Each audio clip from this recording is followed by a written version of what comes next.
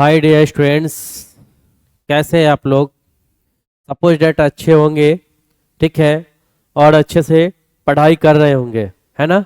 क्योंकि टाइम बहुत क्या है, कम है। तो उस हिसाब से हमें वर्क करना है, उस हिसाब से हमें क्या करना है, पढ़ाई करना है ना। तो आज आप लोग का बायो का जो किस तरीके से एग्जाम में आप लोग को पूछा जाएगा, वो उस टाइप का क्वेश्चन हमने आपका यहाँ पर रेडी करके दिया है, ठीक है। जिसमें आपका कुछ जो इसमें से कुछ इंपॉर्टेंट क्वेश्चन होंगे, उनको भी बताएंगे कि कौन सा इंपॉर्टेंट है आपके लिए, कौन सा नहीं है। लेकिन सब सारे देते हैं, क्यों देते हैं कि कभी हो सकता है कि कभी ये क्वेश्चन भी आ जाता है, कभी वो क्वेश्चन भी आ जाता है। तो इस तरीके से हमें तैयारी करना पड़ता है ना। तो चलिए, आज का हमारा मुख्य क्वेश्चन है जो आप लोगों के बीच कहता है कि पहला क्वेश्चन, निम्नलिखित में से किस समूह में अगुणित पादप शरीर होता है। निम्नलिखित में से, निम्नलिखित में से, है ना, बोल रहा है क्या, निम्नलिखित में से किस समूह में अगुणित पादप शरीर होता है। अगुणित पादप, अगुणित पादप कहने का मतलब है, अगुणित का मतलब है कि गुण जो है से कम मात्रा, गुण ना होना, ठीक है। तो पादप काय है, आपको ये चीज हम पढ़ाए भी थे।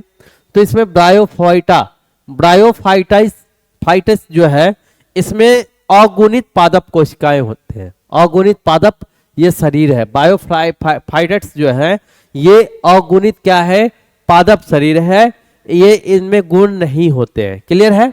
चलिए नेक्स्ट क्वेश्चन आपका कहा जा रहा है बाबू। नेक्स्ट क्वेश्चन कहा जा रहा है क्या, जब नर आकृति में मादा से भिन्न होता है जब कहलाता है। क्या कह रहा है कि जब नर आकृति में मादा से क्या होता है, भिन्न होता है। नर आकृति में मादा से क्या होता है, भिन्न। भिन्न होने का, भिन्न का मतलब क्या, बढ़ सकता है, घट सकता है। विभिन्न, विभिन्न मतलब बढ़ भी सकता है और घट भी सकता है, होता है। तब वो क्या कहलाता है, तो वो जो है उस समय में यौन द्विरूपता कहलाता है। यौन द्विरूपता कहलाता है।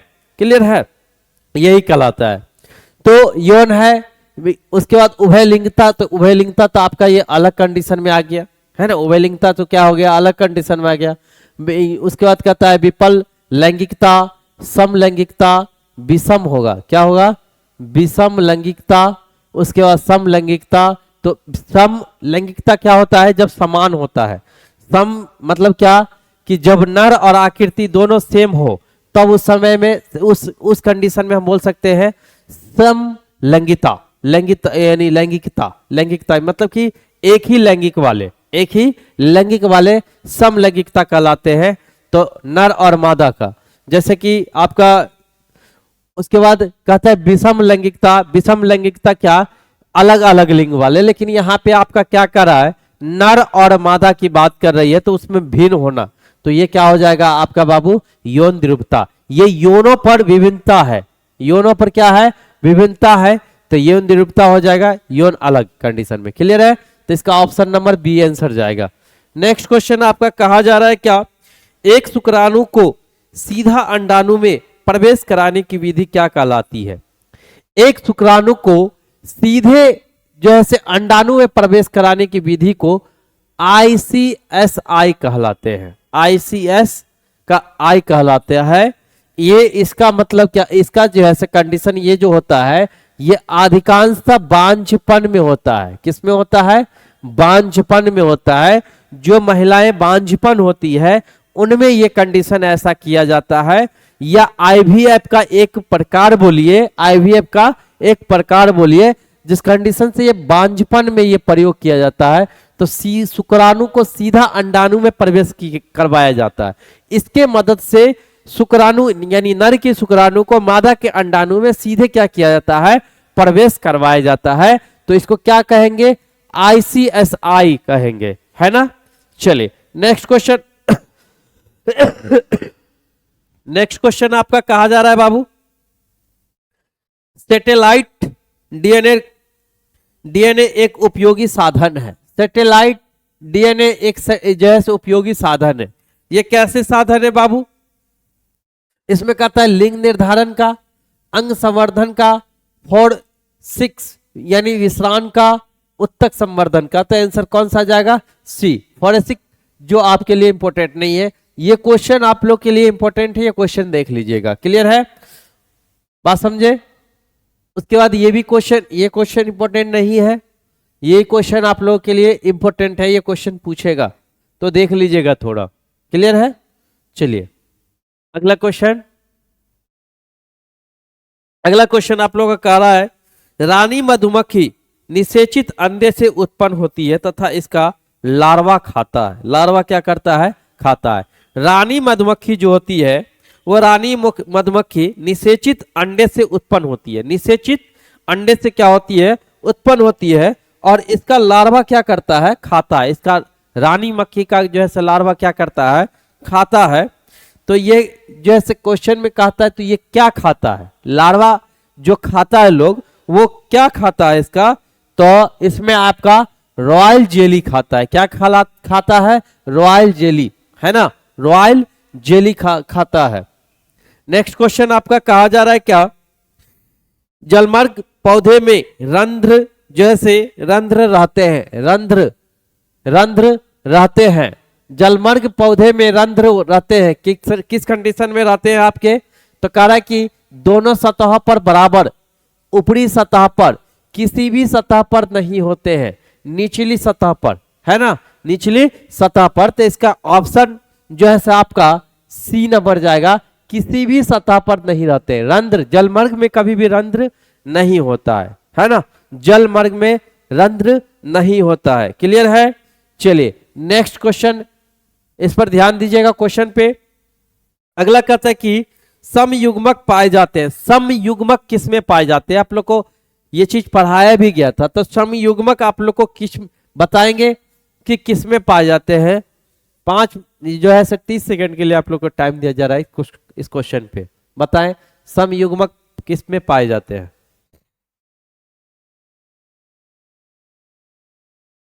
चलिए, समयुग्मक जो है ना बाबू, वो मेढक में, फ्यूकस में, पक्षी में, इन तीनों चीजों में नहीं पाया जाता है। पाया जाता है क्लेडोफोरा में पाया जाता है समयुग्मक। ये क्वेश्चन पूछ सकते हैं कि समयुग्मक किस में पाए जाते हैं? तो क्लेडोफोरा में पाए जाते हैं। क्लियर है। नेक्स्ट क्वेश्चन आपका क्या कहा जाता है? कहता है कि निम्न में कौन उभयलिंगी प्राणी है? निम्न में कौन आपका उभयलिंगी प्राणी है? तो इसमें ऑप्शन दिया है मुर्गी, सांप, सी में ऑप्शन दिया है ए और बी दोनों, और डी में दिया है केचुआ। उभयलिंगी बता रहा है, उभयलिंगी। तो उभयलिंगी के बारे में बताया गया था, तो आप लोग जानते हैं कि इसका होता है केचुआ एक उभयलिंगी प्राणी होती है। केचुआ क्या होती है बाबू? उभयलिंगी प्राणी होती है। ये याद रखिएगा, क्वेश्चन पूछेगा, ये क्वेश्चन आप लोग को जरूर पूछेगा कि निम्न में कौन उभयलिंगी प्राणी है? तो केचुआ। क्लियर है। नेक्स्ट क्वेश्चन आप लोग का कहा जा रहा है, कंद किसका रूपांतरण है? कली का, तना का, जड़ का, संचयित जड़ का। तो इसमें कंद आपका पूछ रहा है, तो कंद किसका होता है? तो कंद तो जड़ से ही ना निकलता है जी, तो जड़ का है। किसका रूपांतरण है? जड़ का रूपांतरण है। क्लियर है, ऑप्शन नंबर सी आंसर जाएगा। अगला क्वेश्चन आपका कहा जा रहा है क्या? जेमुलस निर्माण किस में होता है? ईस्ट में, हाइड्रा में, अमीबा में, स्पंज में? ईस्ट होगा बउआ। क्या होगा?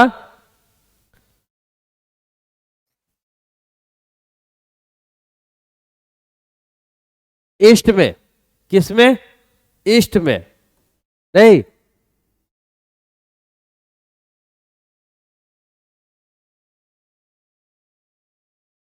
जेमुलस निर्माण किस में होता है? East, hydra, amoeba, sponge. आप लोग को यह भी बताया गया था।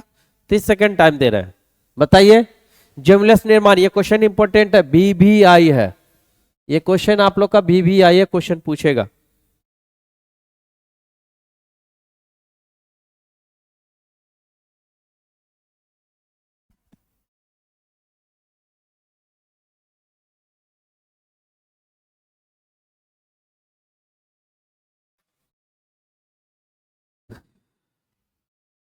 चलिए, तो ये क्वेश्चन आपका जो है सही, जेमुलस जैसे स्पंज में पाया जाता है। किसमें?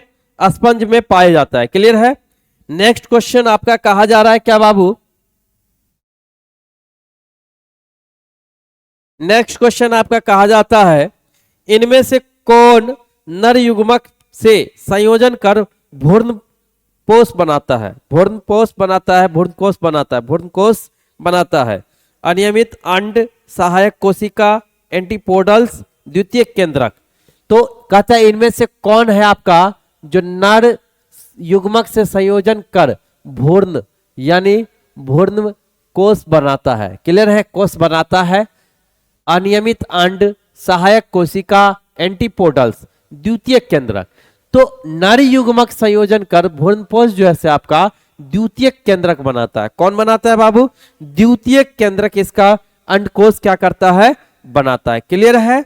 चलिए अगला नंबर क्वेश्चन कहता है कि आपका 12वां नंबर क्वेश्चन, निम्नलिखित में से कौन जलीय जंगली घास है? कौन जलीय जंगली क्या है? घास है। ऑप्शन कह रहा है ट्रांपा, हाइड्रिला, जलकुंभी, ए और बी दोनों, ए और बी दोनों। तो देखिए निम्नलिखित में से कौन जलीय स्पंज है? तो आपका जो है से ट्रांपा भी पूछ रहा है, हाइड्रिला भी पूछ रहा है और जलकुंभी पूछ रहा है, और इसमें ऑप्शन डी में दे दिया है ए और बी दोनों।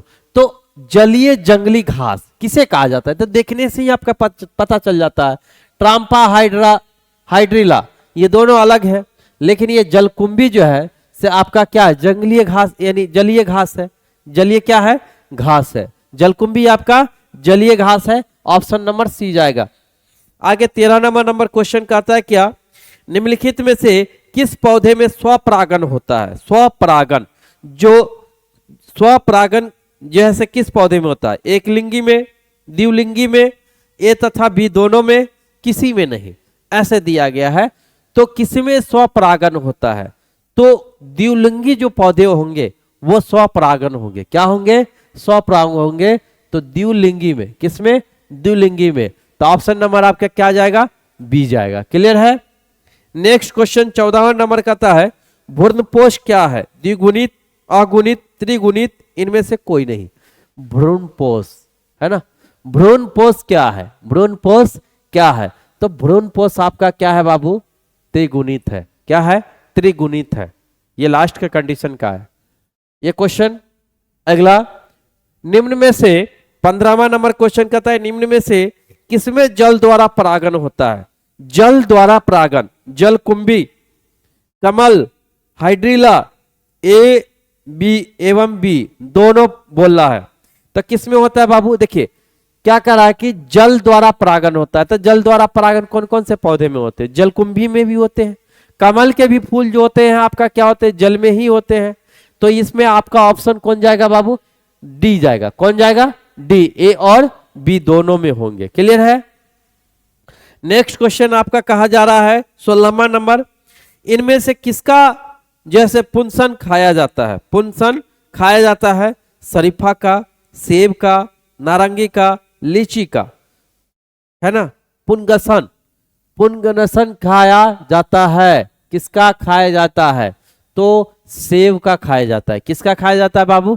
सेब का खाया जाता है। नेक्स्ट क्वेश्चन 17वां, गेहूं में परागन किसके द्वारा होता है? वायु, कीट, पक्षी, मनुष्य।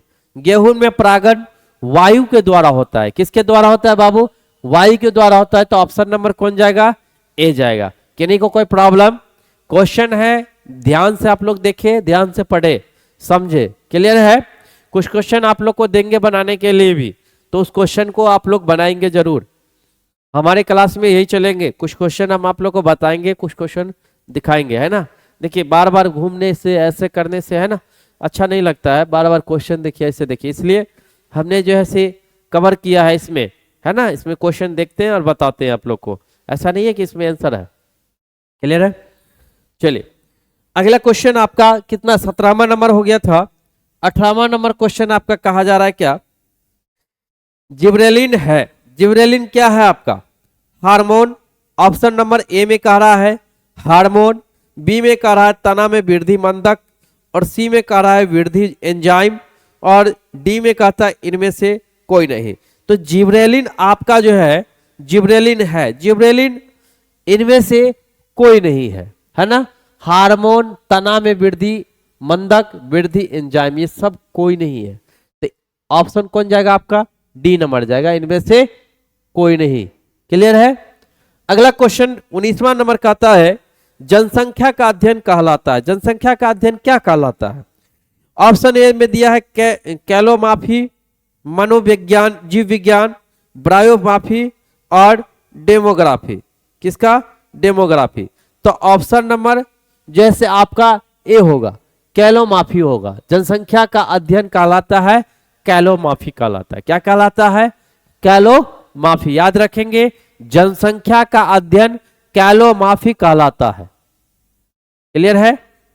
चलिए नेक्स्ट क्वेश्चन 20 नंबर। मेंडल ने प्रतिपादित किया था। मेंडल ने क्या प्रतिपादित किया था? सहलगनता का नियम, आनुवंशिकता का नियम, या जैसे सी में कहता है थर्मोडायनेमिक्स का नियम, और डी में कहता है इनमें से कोई नहीं। तो हम लोग बचपन से पढ़ते आते हैं कि मेंडलिप जैसे मेंडल का जो है आनुवंशिकता का नियम होता है ना? किसका? आनुवंशिकता का नियम जो है से किसने दिए थे? तो मेंडलिप ने दिए थे। बचपन से हम लोग पढ़ते आ रहे हैं। तो ऑप्शन नंबर आप इसका क्या जाएगा? बी जाएगा। नेक्स्ट क्वेश्चन आप लोग का कहा जा रहा है क्या? एक जीन जोड़ा दूसरे जीन जोड़े के प्रभाव को रोकता है। किसमें? एक जीन जोड़ा जो है वो दूसरे जीन जोड़े के प्रभाव को रोकता है। किसमें रोकता है? प्रभावित।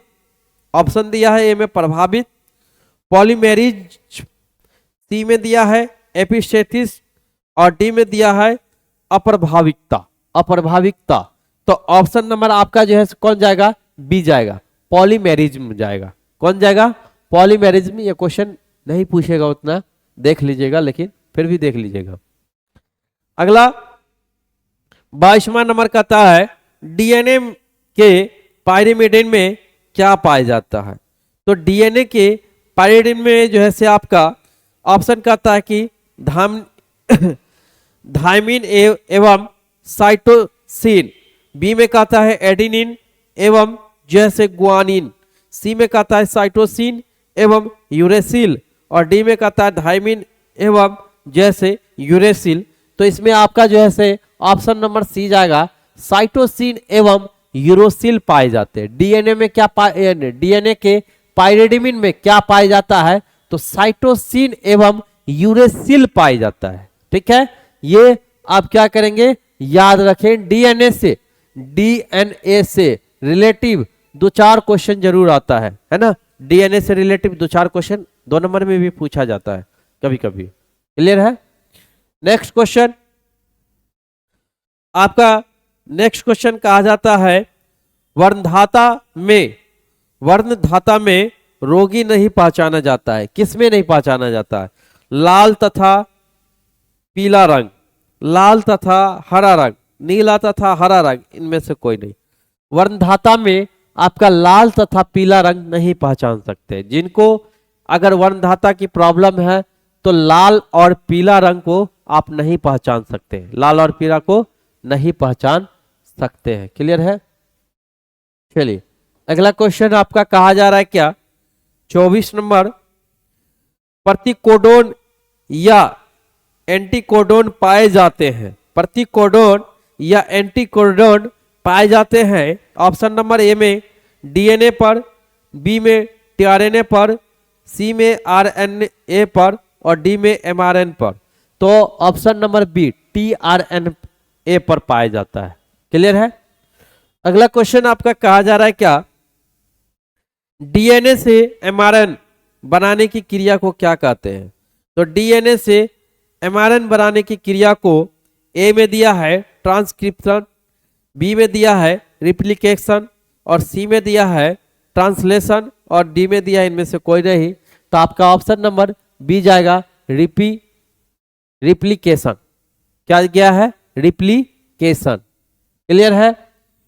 अगला क्वेश्चन आपका कहा जाता है 6ठा नंबर बुआ, ड्रायोफिटिक्स इनमें किससे अधिक समान थे? ड्रायोफिटिक्स जो थे ऐप के, गोरिल्ला के, चिंपांजी के, मनुष्य के। तो ऐप मीन्स क्या होता है बाबुआ? लंगूर होता है ना। एप मीन्स क्या होता है? लंगूर। तो ऐप के, तो ड्रायोफिटिकल्स इनमें से किसके अधिक समान थे? तो ऐप के अधिक क्या थे? समान थे। क्लियर है? ऑप्शन नंबर ए जाएगा। अगला क्वेश्चन आपका कहा जा रहा है क्या इसमें बुआ, जीवाश्म सामान्यतः किसमें पाए जाते हैं? रूपांतरण चट्टान, अगेन चट्टान, तलछट्टी चट्टान, इनमें से सभी।